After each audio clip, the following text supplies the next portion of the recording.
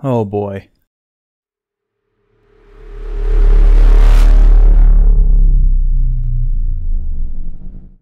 So you just bought your first Games Workshop miniatures. Sucker!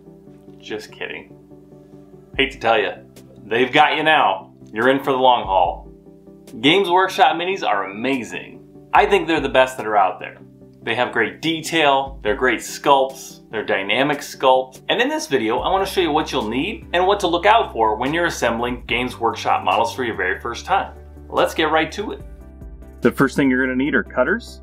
These are fairly small. The smaller the better for tiny miniatures. An X-Acto knife of some kind. I like this GW scraper. It's awfully expensive, but you can get rid of mold lines with that thing. It's not necessary though. Some super glue. This is my favorite brand.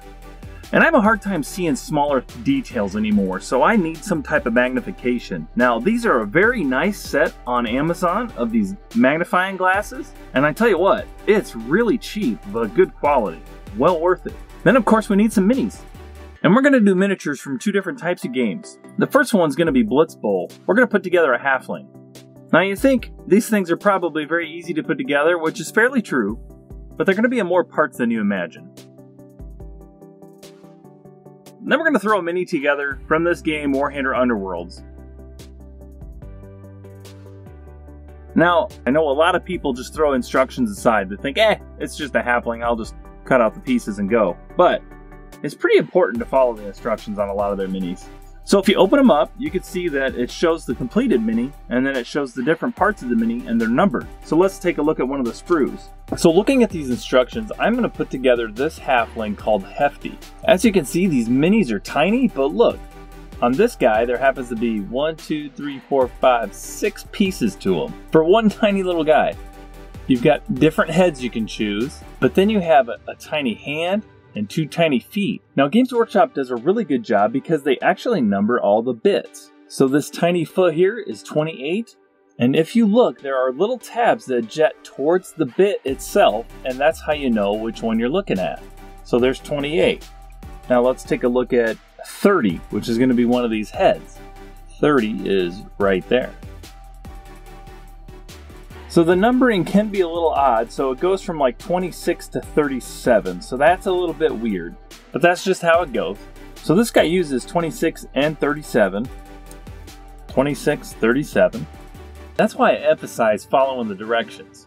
You might think when you take these out, you just cut all the pieces out and start assembling, but you're going to have a little bit of a hard time because you're going to have all these little tiny feet and little pieces that might go to one piece, might not. It's just much easier to take the time and follow the instructions. I'm going to choose 30 for the head. I'm just taking my clippers and I am going to cut on each side of those.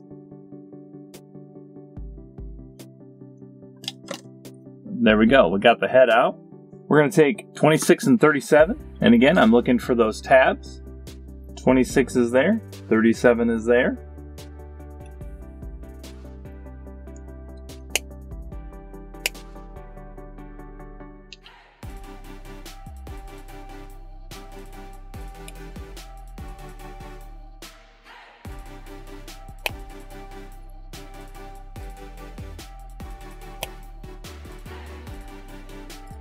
Now before cutting all the pieces out, I actually like to assemble parts of it first.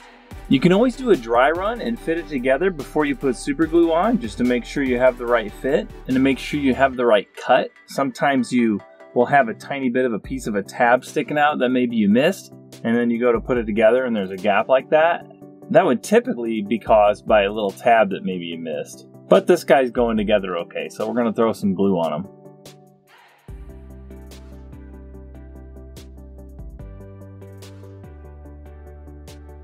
You don't need to go overboard on the glue at all. Since this is a plastic mini, it's a lot easier to glue together. Metal minis have a lot of weight to them, so some of the parts you have to hold for a long time before they start to stick together. Otherwise, the weight of the bits will just force it to come off. We'll go ahead and glue his head on here.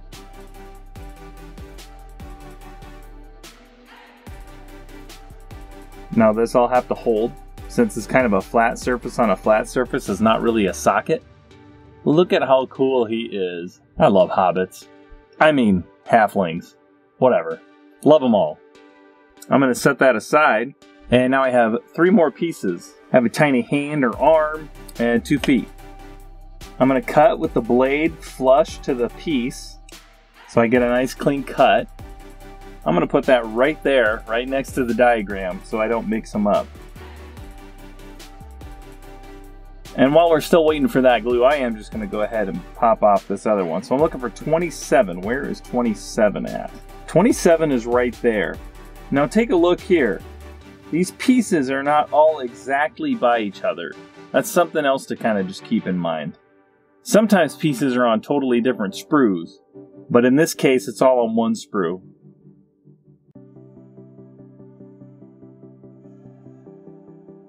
Check out how well these models are designed.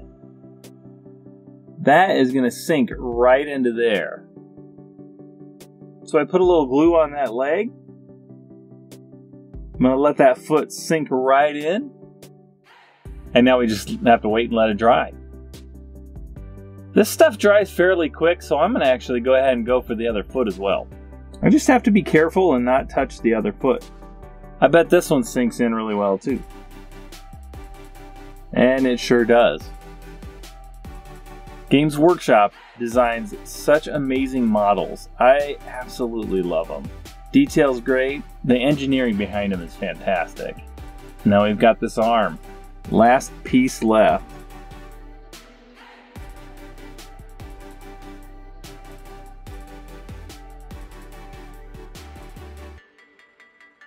So amazing. We could even super glue him to a base. So there's still wet glue on this guy, but I'm just going to let him sit and push him off to the side. Now we're going to put together a Stormcast mini from this Warhammer Underworld's Dreadfame game. In the Learn How to Play manual, here is a guide on how to put together minis. And you know what? There's a perfect miniature that I want to use out of this. All the Stormcasts come on this one sprue that's in 2 sections. The cool thing about these minis is that the bases actually have scenery already built up on them. Check out some of the unique designs that they do. This is another reason why I definitely say follow the instructions. But I'm glad we ran into one of these pieces because one of the other things that I recommend is to be patient. Some of these pieces seem like they don't even want to go together, or they're really weird putting them together. But man, once they go together, it's like perfect. So let's put one of these guys together here. We are going to put together Tavian, this particular model. So 7, 8, 9, 10, and 11. This miniature happens to have all the pieces right next to each other. Again, we're looking at the tabs on the inner part of the bit. So 7, 8, 9, 10, and 11. So let's take off 7 real quick.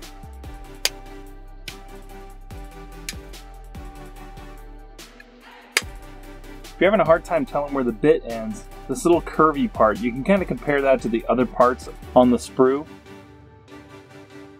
That kind of helps you figure out if it's the sprue that you're cutting or if it's part of the mini.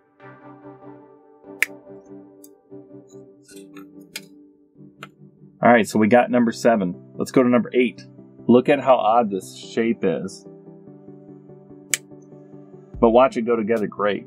Now real quick, these bases have holes in them for pegs. So if you look at the bottom of the feet, these have pegs in them. So don't cut the peg off. If you do cut it off, it's not the end of the world. But the peg is convenient to get it right inside the base. Alright, so these instructions say to insert 8 into 7. Let's see how that looks. There's 3 holes in this bit. And check it out. There's a peg right there. These are going to be so snug that you don't even have to use glue for this one. We'll put it inside this middle one here, and I'm going to press it together, and it's starting to come together. Now we're going to number 9. Try to make clean cuts.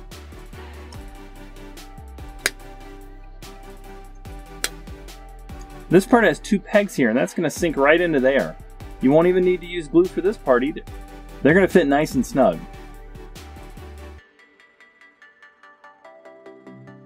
Just give it a good squeeze. Look at that awesome guy. He needs a base. Oh, and a shield. He needs a shield too.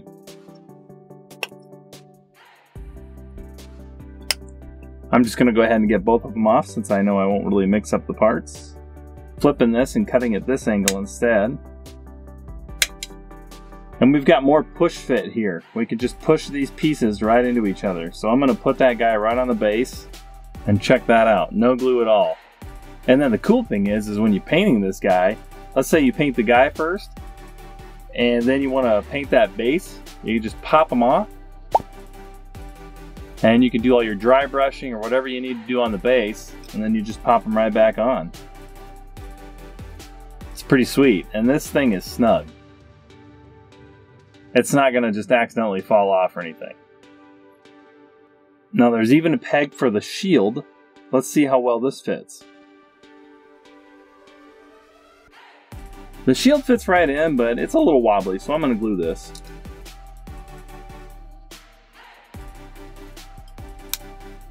And there we go, we've got this guy looking good. So what you can do from here is you can get rid of mold lines. One way you can get rid of those is to cut them with an X-Acto knife. You can use the back part of the X-Acto knife and kind of scrape some of it off. You can use this GW scraper. And one thing I forgot to mention earlier is files. And you don't have to clean up the minis if you don't want to. That's totally up to you. But here you have it. Let's see if the pug thinks we did a good job.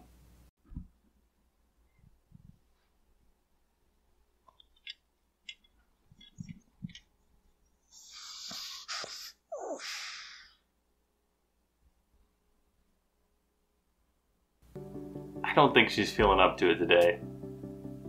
Well, I hope you enjoyed this video. If you are new to mini wargaming, welcome. And I hope this video helped. If you are not new to mini wargaming, get out of here. Go.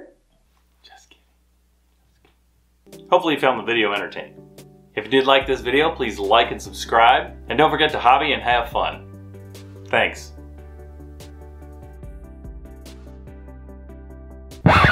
Together, together, together. Together, together. If you've been gaming for years and years and you've already If you've already bought, I like making up words every once in a while. Makes life exciting. If you already have been playing